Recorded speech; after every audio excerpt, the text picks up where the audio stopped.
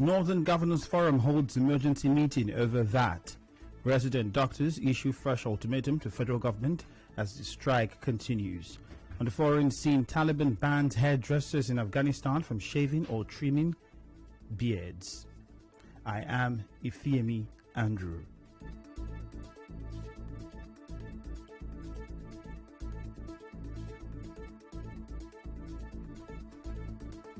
An APC chieftain, Chizi Enyi, has criticized former Senator Mike Nosabe for saying he is still a member of the APC. Mr. Enyi, in an interview, said any member of the APC who did not revalidate their membership is not a member of the party. He said Senator Abe cannot speak on behalf of the APC party members. The All Progressives Grand Alliance, APGA, has formally presented former Governor of CBN, Professor Chukwuma Soludo, as the party's candidate in the November 6 election. The party has officially flagged off its campaign for the forthcoming governorship election in Anambra State. INEC National Commissioner Festus Okoye says the commission is ready to transmit election results electronically. Mr. Okoye, who spoke on Channels Television, said for INEC to be able to transmit results, then the laws guiding the commission must be amended.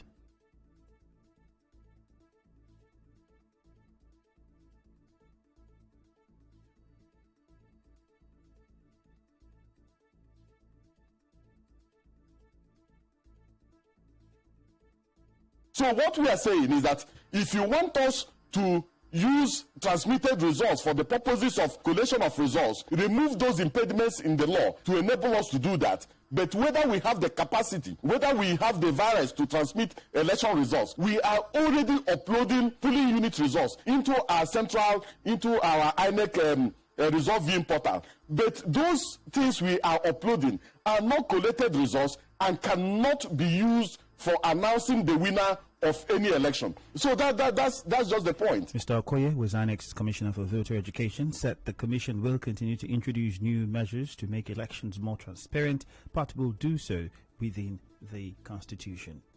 We will continue to innovate, but we will not innovate outside the provisions of the law. We will not willfully and maliciously breach the provisions of the Constitution and the law just because we want to innovate. When we realize that there's a challenge with the law, when we realize that there's a challenge with the Constitution, we approach those who have been given the constitutional mandate and the constitutional virus to amend the law or alter the provisions of the Constitution, draw their attention to it, and see whether they will go to the same direction that the Commission wants to go. As Nigeria marks her independence this week, Governor Nyesom Wike says it is regrettable that 61 years of independence, Nigeria is still grappling with leadership challenges. Governor Wike said this at an interdenominational church service to commemorate the 61st independence anniversary of Nigeria at the St. Paul's Anglican Church in Port Harcourt. He said there is nothing to celebrate because there is too much division and hatred in the country. This is the period that we need God at this point in our lives. There's no other time. The country is wrong, insecurity everywhere. And so everybody must to say, God, we need you at this time to save this country. No more confidence in man. Leadership, mass leadership has failed this country. 61 years old. Nigeria is talking about enmity, hatred, division. 61 years old, why is this? The governor also alleged a plot to rig the 2023 elections. A professor of political science from the Niger Delta University, Philip Okolo, says as the country prepares to celebrate 61 years of independence, it will be wrong for government to blame the influence of the British on the development of the country. Speaking with our correspondent, Professor Okolo said that although the British government should not be blamed, it still played a role in some of the issues faced by the country. You cannot foresee for sure now that we are still under the British colonial control, because independence 60 years is long enough for us to be dependent. Ghana was also colonized by Britain. All of other countries that were colonized, after all, India and all of them that were colonized, have moved way forward. The current president has also always blamed previous government. So if you draw inferences from that, then we should be right.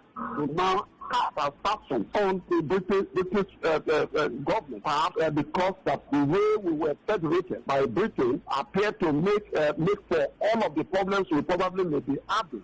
Mr. Philip Okolo, while stating that Nigeria is only independent politically, said for the country to be independent economically, states should be allowed to manage their resources.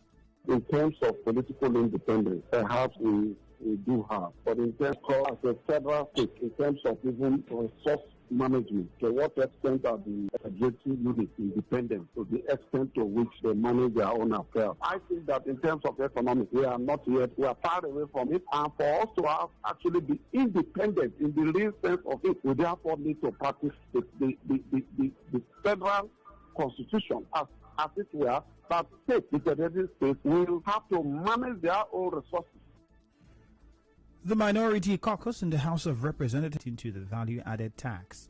A report from the Punch says the meeting, which would be hosted by Kaduna State Governor Malam Nasiru El-Rufai, would be presided over by the chairman of the forum and governor of Plateau State, Simon Lalong. The coordinator of the Northern Governors Forum Secretariat and secretary to the Plateau State government, Professor Danladi Atu, confirmed the meeting while speaking to newsmen in Jos on Sunday. Still ahead, resident doctors issue fresh ultimatum to federal government as strike continues. Stay tuned.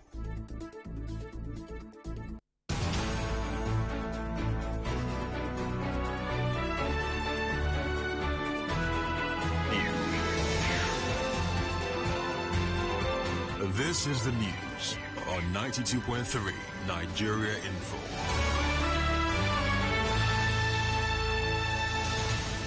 The Academic Staff Union of Universities says its National Executive Council would meet this week to weigh in its options on whether to embark on strike or not, following the failure of the federal government to meet some of its demands. The union's national president, Professor Emmanuel Osodeke, disclosed this in an interview in Abuja. Recalled that ASU had issued ultimatum to the federal government and accused the government of deliberately ignoring its demands. The Nigeria Association of Resident Doctors has issued a 72-hour ultimatum to the federal government to pay its members being owed medical residency training fund and salary arrears. The association also demanded that the government withdraw the lawsuit filed against doctors before the National Industrial Court in the interest of peace. They also resolved to continue with the indefinite strike until their demands are met. Today is World Tourism Day, and a tourism expert in Port Harcourt, Oluwaseye Omole, has accused the UK of racism and segregation. This was after the United Kingdom said people who received their COVID-19 vaccine in Africa, India and certain other places will be considered as unvaccinated when they travel and will be treated as such. Mr. Omole, who is the business manager of UFitFly Tour Company, told correspondent Martha Okere that the UK's decision will greatly affect the tourism sector, which is struggling to grow after 12 months of being hit with the COVID-19 pandemic. It shows that the UK is actually segregating people in terms of this COVID vaccine. And we all know that this COVID vaccine was approved by WHO and for the World Health Organization to approve all vaccines for all countries. And the UK is actually removing themselves from one vaccine or the other. It shows how racism in that light. It's really bad for tourism. And you can see that a lot of things are happening in the UK right now in terms of sporting activities. It's probably the government policy, but actually it's actually affecting the whole world right now. As you may know, the World Tourism Day is celebrated on September 27 every year, and the theme for this year's celebration is Tourism for Inclusive Growth. In business, months after the CBN stopped selling Forex to BDCs, the Naira has not fared well, as some manufacturers and importers say Forex scarcity had worsened Nigeria's harsh business environment in the past 2 months. In separate interviews, they say the situation has caused many to downsize. On Sunday, the dollar exchanged for 580 naira, while a pound sold for 780 naira. In entertainment, Nigerian disc jockey Switch has cleared the air about her whereabouts since the EndSARS protest in 2020. The popular DJ made this known via Instagram page.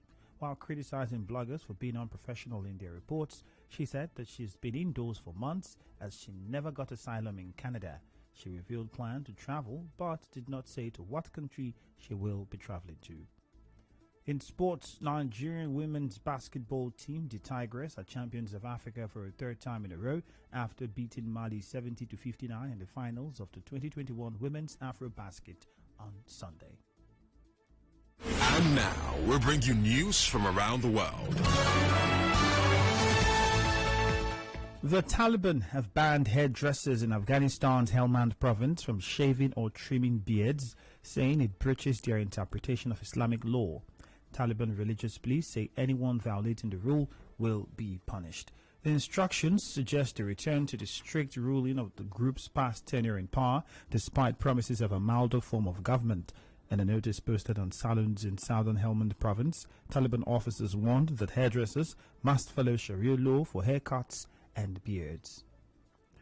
On the news this afternoon, you heard that former Senator Magnus Abe has been criticized for saying he is still an APC member. Northern Governors Forum are to hold an emergency meeting over VAT. Resident doctors have issued fresh ultimatum to the federal government as their strike continues. On the foreign scene, you heard that the Taliban has banned hairdressers in Afghanistan from shaving or trimming beards. The news was edited by Choma Zemafo. Contact our newsroom at 0818-900-0017. For more stories, visit www.nigeriainfo.fm. Partly sunny weather is expected in Port Harcourt this afternoon. My name is Ifeami Andrew.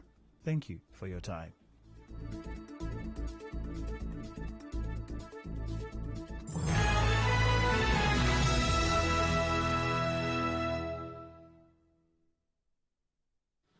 Now, it's indeed been 10 years of Nigeria history, 10 years of educating the people, letting the people know that development doesn't come from the does have and doesn't come from the Nigeria Info. We hope to have more years in which Nigerians come, not just only talk about development, but Nigerians become more active in seeing that we get a Nigeria of our dreams. We get a country that indeed we can be proud of. Nigeria Info.